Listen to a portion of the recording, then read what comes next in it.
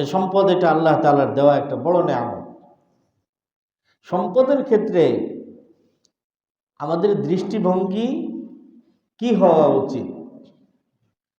সম্পদের ক্ষেত্রে আমাদের দৃষ্টিভঙ্গি কি হওয়া উচিত? এটার আগে সম্পদ যে মানুষের আখিরাতেও কাজে আসে, দেখেন হাদিসের মধ্যে নবী আলাইহিস সালাতু ওয়াস সালাম বলেন, ইযা মাতাল ইনসান ইনকাতা আনহু আমালুহু ইল্লা মিন সালাস। মানুষ যখন মৃত্যুবরণ করে তার নিজের আমল করার সমস্ত দরওয়াজা বন্ধ হয়ে যায়, নিজে আর আমল করতে পারে না, আর আমল করলেও কোনো লাভ হয় না। মুহতারাম উপস্থিতি, আমি কিছুদিন আগে কথা প্রসঙ্গে একটা ঘটনা আপনাদেরকে শোনাইছিলাম যে এক ব্যক্তির কবরের কাশফ হইতো এক আল্লাহওয়ালা এবং বুজুর্গের। তো উনি কাশফের মাধ্যমে এক ব্যক্তিকে দেখেন যে সে কোরআন তেলাওয়াত করতেছে। তো এটার আসলে কারণ ছিল ওই ব্যক্তি ছিলেন কোরআনে কারীমের আশিক, কোরআনের প্রেমিক, কোরআনের সাথে তার সম্পর্ক ছিল। আর আল্লাহ তাআলার নিয়ম হইল যে মানুষ যেমন জীবন যাপন করবে তার মৃত্যুটা ওই রকম হবে, আর মৃত্যু যেমন হবে তার কবরের জগৎটাও ওইভাবে কাটবে। এই জন্য হাদিসের মধ্যে এসেছে, আর কবরের জগৎ যেভাবে কাটবে কিয়ামতের ময়দানে সে উপস্থিত হবে ওই অবস্থাতে। এই জন্য হাদিসের মধ্যে এসেছে যে যদি কোনো ব্যক্তি হজের মধ্যে হজ চলাকালীন অবস্থাতে মারা যায় তাহলে ইহশারু ইয়াউমাল কিয়ামতি ইউলাব্বি, সে কিয়ামতের ময়দানে উপস্থিত হবে, তো তার মুখে তালবিয়া চলতে থাকবে, লাব্বাইক আল্লাহুম্মা লাব্বাইক লাব্বাইক লা শারীকা লাক লাব্বাইক। কারণ মৃত্যুবরণ করেছে সে লাব্বাইক বলতে বলতে, এই জন্য কবরেও লাব্বাইক বলতে থাকবে, হাসরের ময়দানেও উপস্থিত হবে, তো মুখে জারি থাকবে লাব্বাইক আল্লাহুম্মা লাব্বাইক। মুহতারাম উপস্থিতি, যদি কোনো ব্যক্তি আল্লাহ তাআলার দ্বীন রক্ষা করার জন্য দ্বীনি আন্দোলন সংগ্রাম এবং যুদ্ধ করতে গিয়ে যদি কোনো ব্যক্তি মৃত্যুবরণ করে, তাহলে কোরআনে কারীমের মধ্যে আল্লাহ তাআলা বলেছেন, ওয়ালা তাকুলু লিমান ইউকতালু ফি সাবিলিল্লাহ ওয়ালা তাকুলু লিমান ইউকতালু ফি সাবিলিল্লাহি আমওয়াত। যারা আল্লাহর রাস্তায় মৃত্যুবরণ করে, তাদের যারা নিহত হয় তাদেরকে তোমরা মৃত বলো না, বাল আহইয়াউন ইনদা রাব্বিহিম ইউরযাকুন, বরং তারা পবিত্র এবং তারা এই দুনিয়ার থেকে যাওয়ার পরেও তারা আল্লাহর পক্ষ থেকে রিজিক প্রাপ্ত হয়, খাবার দাবার তারা খায়।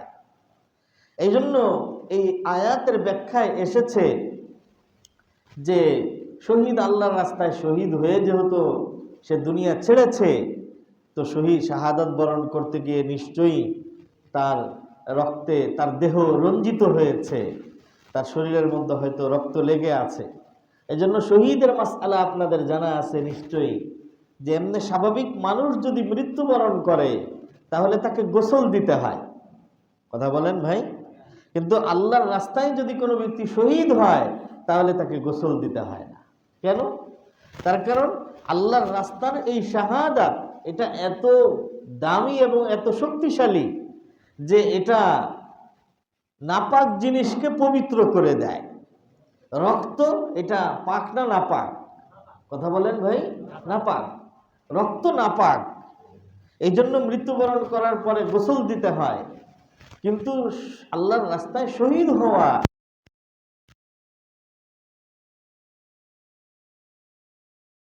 শাহাদাতের মাধ্যমে যদি কারো মৌত হয় তাহলে তার রক্ত নাপাক নয়, বরং তার রক্তটাই পবিত্র হয়ে যায়। এই জন্য শাহাদাতের মৃত্যুর পরে তাকে গোসল দিতে হয় না। সুবহানাল্লাহ। আল্লাহ তাআলা আমাদের দিলের মধ্যে শাহাদাতের তামান্না পয়দা করে দিন, বলেন আমিন। আল্লাহু আকবার। জানাজার নামাজ পড়ার বিধান রয়েছে। মৃত্যুবরণ করার পরে জানাজার নামাজের বিধানের মূল বক্তব্য হচ্ছে, আল্লাহুম্মা গফির লি হাইয়িনা ওয়া মাইয়িতিনা ওয়া শাহিদিনা ওয়া গায়িবিনা। আল্লাহুম্মা গফির অর্থ কি? হে আল্লাহ আপনি ক্ষমা করে দিন। তাহলে জানাজার উদ্দেশ্য হচ্ছে মাইয়িতের গুনাহ খাতা মাফ হওয়া বা করা। তো শহীদ শহীদ তো আল্লাহর রাস্তায় শহীদ হওয়া মাত্রই তার জিন্দগির সমস্ত গুনাহ খাতা আল্লাহ তাআলা মাফ করে দেন। এই জন্য ইমাম শাফিঈ রাহমাতুল্লাহি আলাইহি বলেন যে আল্লাহর রাস্তায় যদি কেউ শহীদ হয় তাহলে তার যেভাবে গোসল দেওয়া লাগবে না, ঠিক তদ্রূপভাবে তার জানাজার নামাজও পড়া লাগবে না। তার জানাজার নামাজের মাধ্যমে তার গুনাহ খাতা আল্লাহর কাছে মাফ চাওয়ার দরকার নেই, আল্লাহ তাকে মাফ করে দিচ্ছে, জানাজা লাগবে না, এমনিই দাফন করলে হবে। এটা ইমাম শাফিঈ রাহমাতুল্লাহি আলাইহি বলেন। কিন্তু ইমাম আবু হানিফা রাহমাতুল্লাহি আলাইহি, আমাদের ইমাম, তিনি বলেন যে গোসল তো দেওয়া লাগবে না, কিন্তু জানাজার নামাজ পড়তে হবে। জানাজার নামাজ কেন পড়তে হবে? দুই কারণে পড়তে হবে। কয় কারণে ভাই? কথা বলেন। দুই কারণে। আল্লাহু আকবার। বলেন যে জানাজার নামাজ কখনো কখনো যার জানাজা পড়া হচ্ছে তার মাগফিরাত এবং ক্ষমা কামনা করে জানাজার নামাজ পড়া হয়, আর কখনো কখনো জানাজার নামাজ যারা পড়েন তাদের ক্ষমা প্রাপ্তির কারণ হয়ে যায়। তো শহীদের জানাজার নামাজ পড়তে হবে শহীদের ক্ষমা কামনা করে, মাগফিরাত কামনা করার উদ্দেশ্যে নয়, বরং শহীদের জানাজার নামাজ পড়তে হবে যারা জানাজার নামাজ পড়বে তাদের জীবনের গুনাহ খাতা মাফ হওয়ার কারণ হিসাবে, আল্লাহ তাআলার কাছে একটা কারণ হিসাবে তারা এই জানাজার নামাজ পড়বে। এক নম্বর কারণ। তো এই জন্যই দেখেন, আপনারা জানেন ইমামুল আম্বিয়া ওয়াল মুরসালিন জনাবে রাসূলুল্লাহ সাল্লাল্লাহু আলাইহি ওয়াসাল্লাম মুহাম্মদ আরবি নবী আলাইহিস সালাতু ওয়াস সালাম ইন্তেকাল করার পরে নবীজির জানাজা হয়েছিল।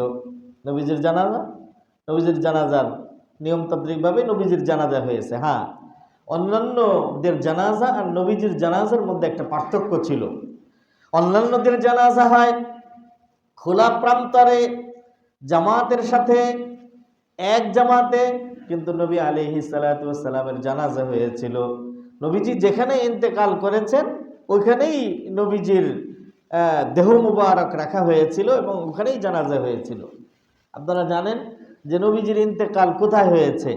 এখন নবীজি যেখানে শায়িত আছেন ওখানেই নবীজির ইন্তেকাল হয়েছে। এই জায়গাটাকে বলা হয় হুজরায়ে আয়েশা। উম্মুল মুমিনিন হযরত আয়েশা সিদ্দিকা রাদিয়াল্লাহু তাআলা আনহার ঘর ছিল এটা। নবীজি ওখানেই ইন্তেকাল করেছেন। তো নবীজির ইন্তেকালের পরে সাহাবায়ে কেরামের মধ্যে মতবিরোধ আরম্ভ হয়েছে যে নবীজি ইন্তেকাল করছেন, এখন নবীজিকে গোসল কোথায় দেওয়া হবে, দাফন কোথায় করা হবে, জানাজা কোথায় পড়া হবে। কথা কি বুঝতেছেন আপনারা? তো সবাই এক একজন এক এক রকম মতামত দিচ্ছে। হযরতে সাইয়্যিদুনা আবু বকর সিদ্দিক রাদিয়াল্লাহু তাআলা আনহু, সিদ্দিক আকবর আবু বকর সিদ্দিক রাদিয়াল্লাহু তাআলা আনহু বললেন, নবীজি আমাকে এই ব্যাপারে দিক নির্দেশনা দিয়ে গেছেন। কি দিক নির্দেশনা?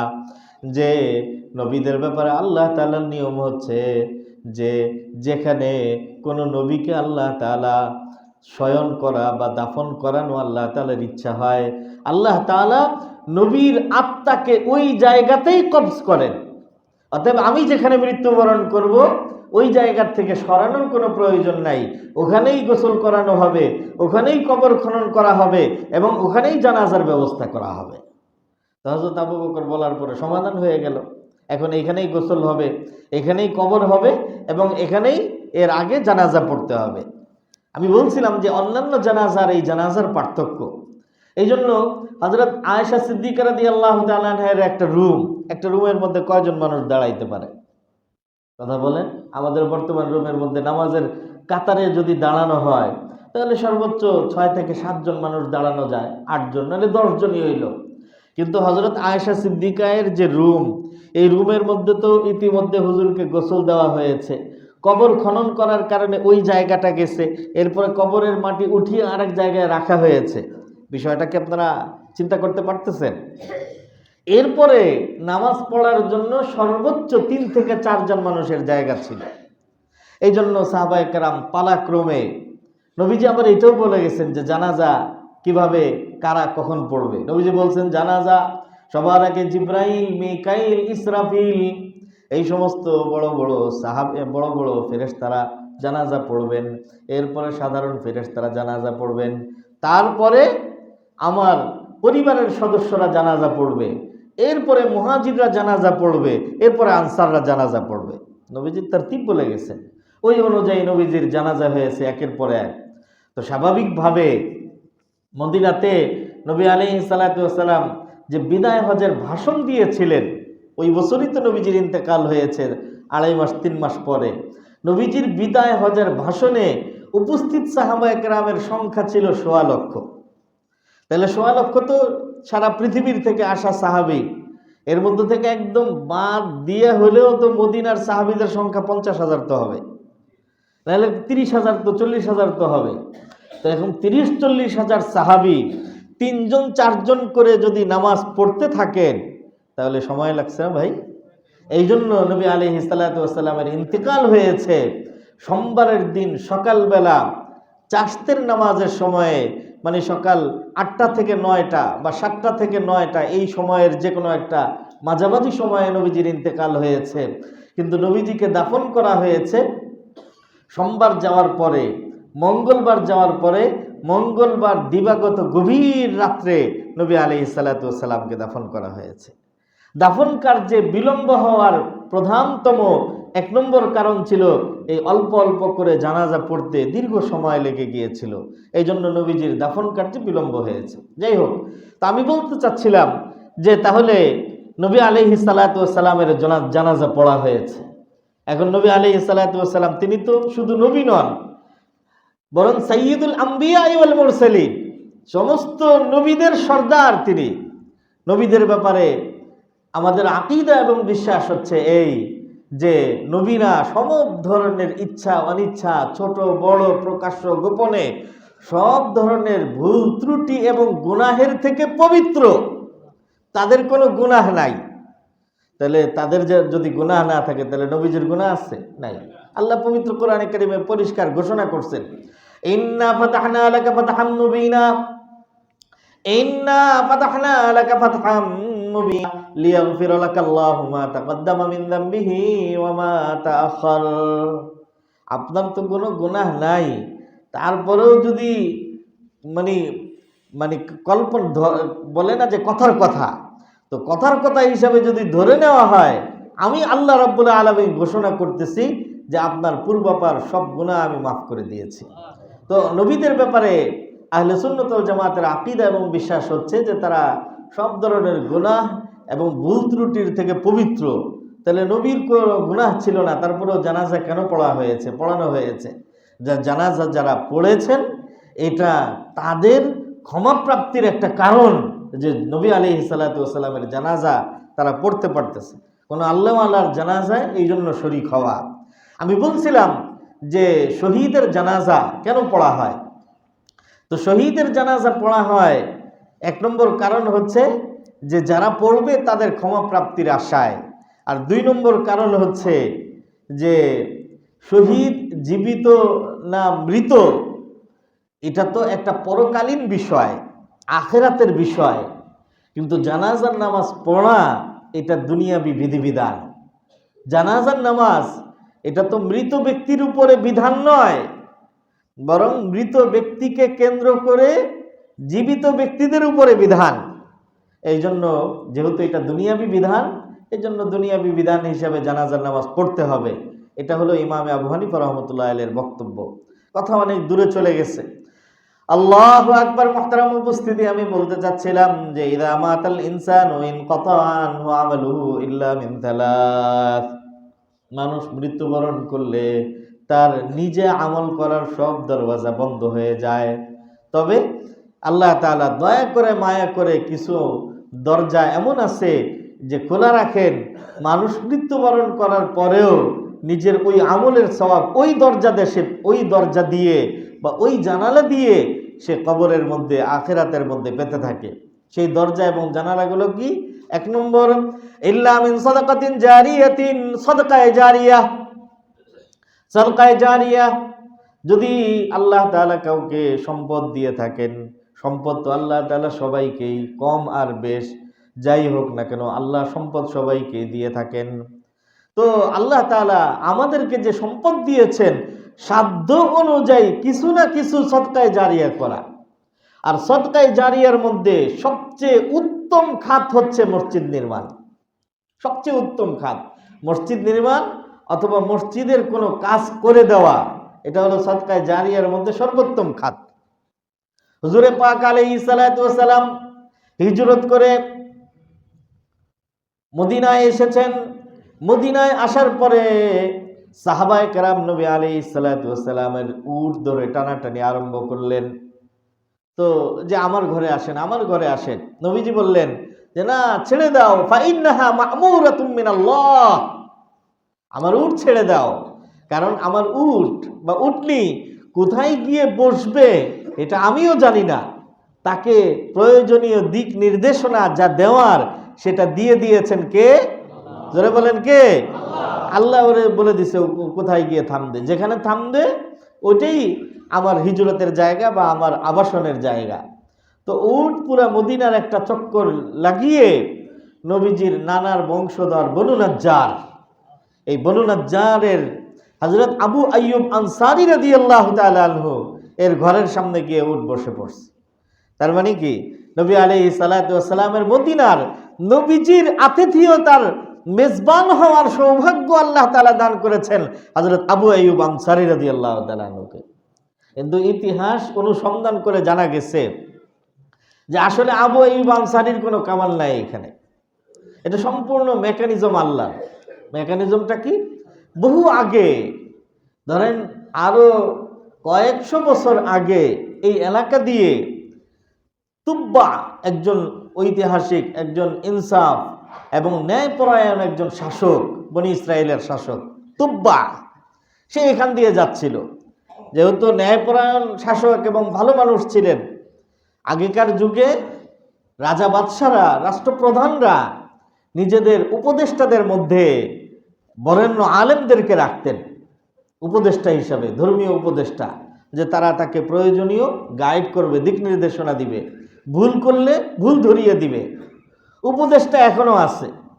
প্রধানমন্ত্রীর ৬ জন উপদেষ্টা থাকে, বিভিন্ন আলাদা আলাদা সেকশন, রাজনৈতিক উপদেষ্টা, ধর্মীয় উপদেষ্টা, তারপরে আপনার বিভিন্ন সামরিক উপদেষ্টা, বিভিন্ন ধরনের আলাদা আলাদা উপদেষ্টা আছে। ধর্মীয় উপদেষ্টা নাই, এটা শব্দে বলার মধ্যে চলে আসছে আমার।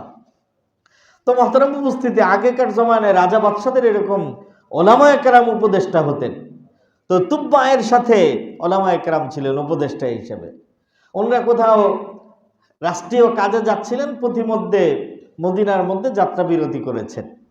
তো মদিনায় যখন যাত্রা বিরতি করেছেন, মদিনার কাজ বাজ শেষ করে সামনে যখন অগ্রসর হবেন, যাবেন, তুব্বা বাদশাহের সাথে থাকা ওই ওলামায়ে কেরাম উপদেষ্টা তারা বলল যে রাজা বাদশাহ সালামত, আপনি যদি অনুমতি দেন তাহলে আমরা এখানে থেকে যেতে চাই। কেন থেকে যাবা তোমরা? কারণ কি, এটা বিয়াবান এলাকা, একদম প্রত্যন্ত অঞ্চল এবং গ্রাম, এখানে কেন থেকে যাবে তোমরা? আল্লাহু আকবার। মুহতারাম উপস্থিতি, তারা বললেন যে আমরা পূর্ববর্তী আসমানি কিতাব পড়েছি, আমাদের আসমানি কিতাবের মধ্যে সর্বশেষ নবী হিসাবে যিনি আগমন করবেন, ওই নবীর যে ভবিষ্যৎবাণী দেওয়া আছে। দেখেন, ওয়াজ মাহফিলের মধ্যে ওয়াজ শুরু হয় আসরের পর থেকে, জোহরের পর থেকে। একজন বক্তা আধা ঘন্টা, 40 মিনিট, 1 ঘন্টা কথা বলেন। সর্বশেষ বাক্যটা কি থাকে একটু খেয়াল করবেন। সর্বশেষ বাক্যটা থাকে তার এই যে অল্প সময়ের মধ্যে কিছু আলোচনা করলাম, বাকি বিস্তারিত আলোচনা এবং অন্যান্য দিক নির্দেশনা আমার পরবর্তী আলোচক হিসেবে করবে। এই কথাটা খেয়াল করছেন আপনারা? এটা স্বাভাবিক একটা নিয়ম।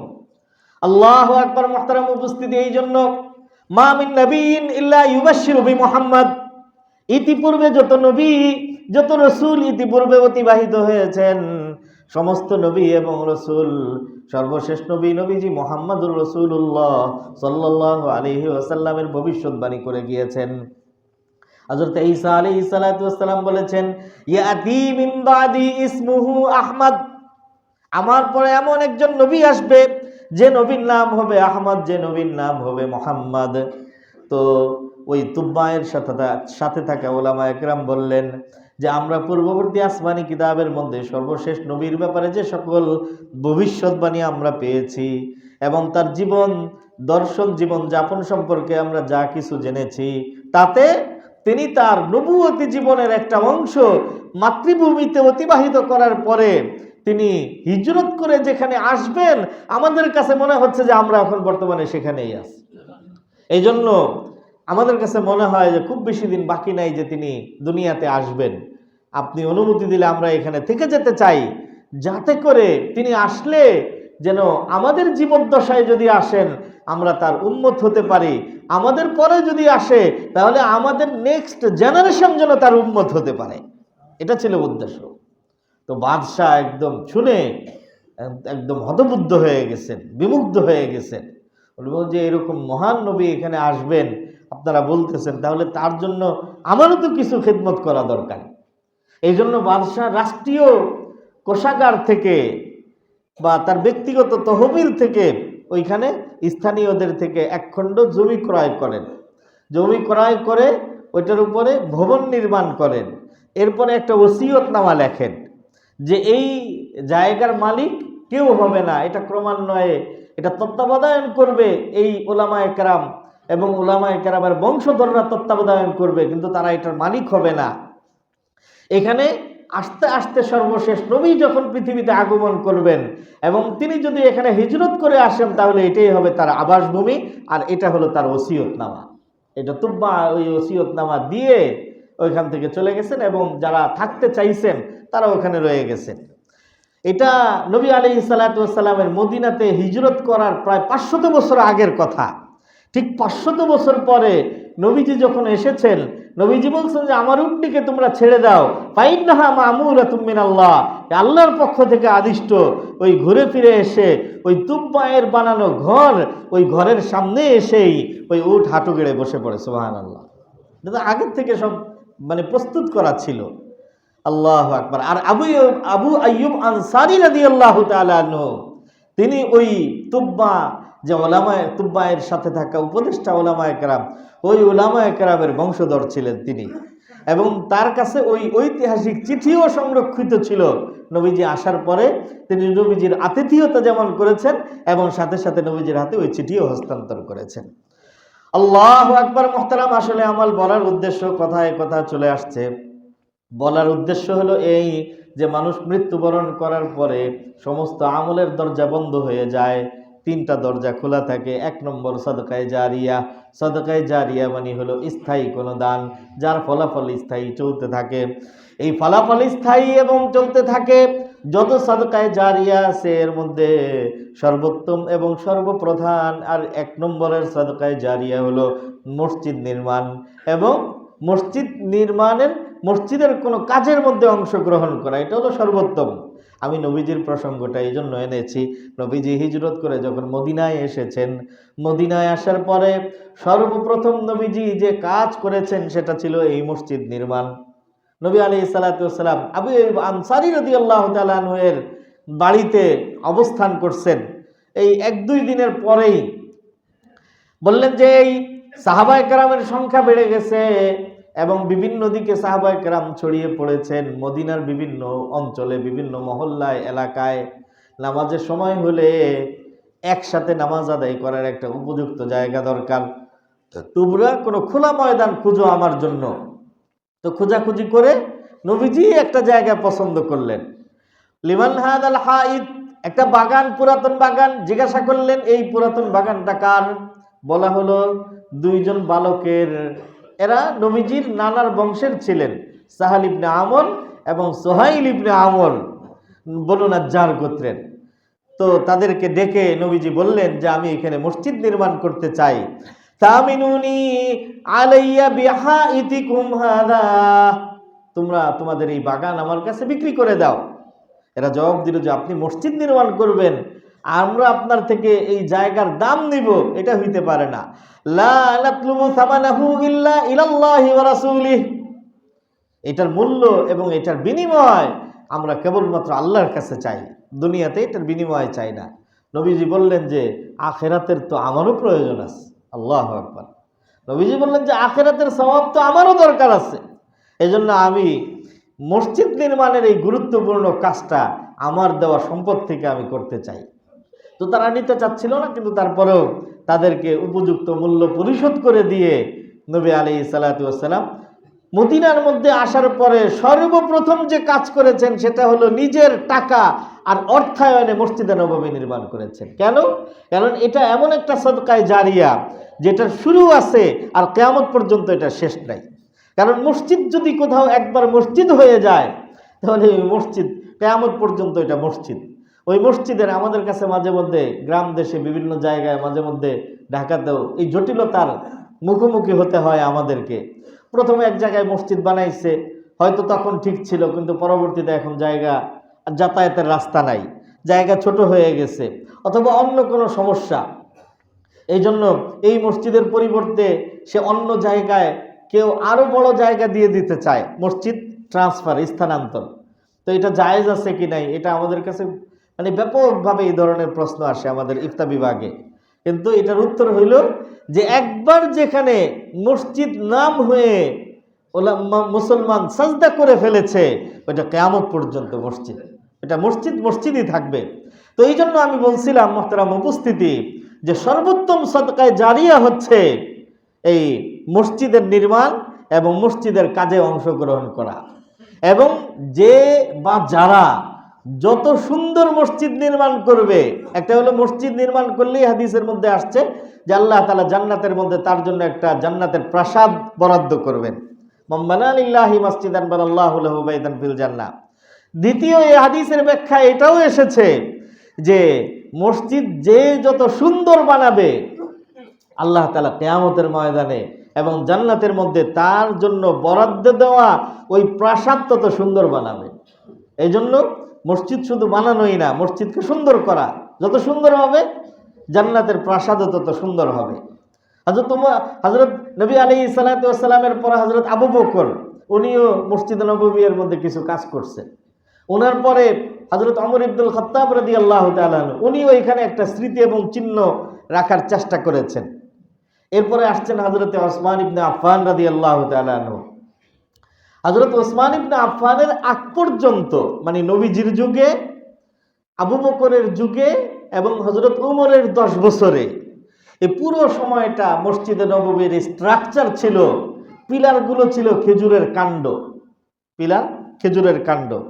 আর এই যে ভীম যেটাকে বলা হয়, হ্যাঁ ভীম, এটা ছিল এটাও খেজুরের গাছ দিয়ে দেওয়া ছিল ভীম। আর চাল বলতে, ছাদ বলতে খেজুরের পাতা, এই ছিল মসজিদে নবী আলাইহিস সালাতু ওয়াস সালামের নির্মাণ করা মসজিদে নববী। তার মানে খেজুরের কাণ্ড আর খেজুরের গাছ আর খেজুরের পাতা, এটাই ছিল মসজিদ। কিন্তু হযরত ওসমান গনি রাদিয়াল্লাহু তাআলা আনহু যখন খলিফাতুল মুসলিমিন হয়েছেন তো ততদিনে মুসলমানদের অর্থনৈতিক অবস্থা মজবুত হয়েছে। সে মানুষের চাহিদা, মানুষের পছন্দ, এটা সময়ের পরিবর্তনে পরিবর্তন হয় বা স্থানের পরিবর্তনেও পরিবর্তন হয়। এখন তো সব জায়গায় বাস রড সিমেন্টের স্ট্রাকচার চলতেছে, কিন্তু 40-50 বছর আগেও আমরা দেখেছি যে কাঠের খুব দামি দামি ঘর। মুন্সিগঞ্জে চলে যাবেন, এখানে আছে হয়তো মুন্সিগঞ্জের কেউ, এখনো মুন্সিগঞ্জে মানে ঘরের মার্কেট আছে, আমি গেছি দেখছি, এক একটা ঘর বিক্রি হয় 4 লাখ, 5 লাখ, 10 লাখ। আপনি কেনার পরে এরা আপনার জায়গাতে গিয়ে একদম স্থাপন করে দিয়ে আসবে, কাঠের ঘর। তো হযরত ওসমান গনি রাদিয়াল্লাহু তাআলা আনহুর সময়ে পৃথিবীর নির্মাণ শিল্পের সর্বোচ্চ শিখর ছিল কাঠের ঘর। আর কাঠের মধ্যেও ছিল সেগুন কাঠ। সেগুন কাঠ আজও বড় দামি কাঠ, কিন্তু পুরা আরবে আজকেও আপনি যাবেন, পুরা সৌদি আরব না, পুরা মিডল ইস্টে কোথাও একটা সেগুন গাছ পাবেন না। কিন্তু ওই সময়ের সবচেয়ে দামি নির্মাণ এটাই ছিল। কোথায় পাওয়া যায় সেগুন গাছ? হযরত ওসমান রাদিয়াল্লাহু তাআলা আনহু অনুসন্ধান করে জানতে পারলেন যে এটা বাংলাদেশ, ভারত, পাকিস্তান মানে তদানীন্তন হিন্দুস্তান, ওইখানে পাওয়া যায়।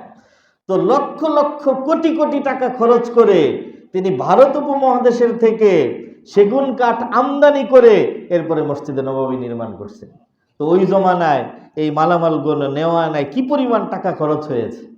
সাহাবায়ে কেরামের মানে সাহাবায়ে কেরাম তো না, উপস্থিত কেউ কেউ বলছে যে এটা তো অপব্যয়, এটা তো অপব্যয়।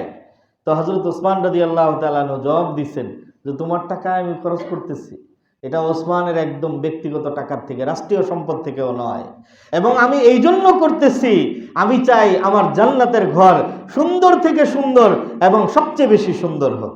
এই জন্য মহতারাম উপস্থিতি, প্রথম কথা হচ্ছে যে সবচেয়ে দামি এক নম্বর কথা হলো যে আল্লাহ তাআলা সম্পদ দিলে আল্লাহর রাস্তায় দান করা।